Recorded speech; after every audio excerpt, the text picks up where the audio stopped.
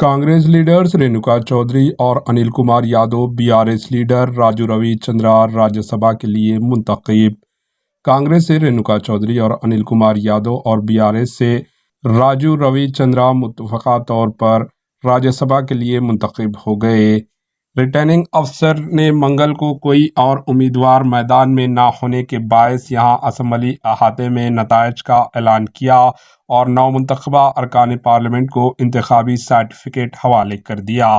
रेणुका चौधरी बतौर रुकन पार्लियामेंट छठी मरतबा मुंतखब हुई हैं, जिसमें राज्यसभा के लिए 4 मरतबा और 2 बार लोकसभा के लिए इंतखाब शामिल हैं।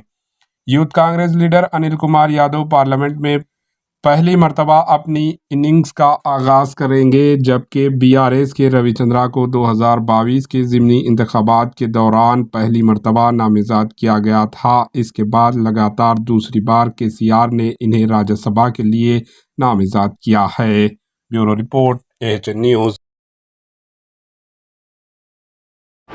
AHN न्यूज़ को लाइक करें, शेयर करें और सब्सक्राइब करना ना भूलें।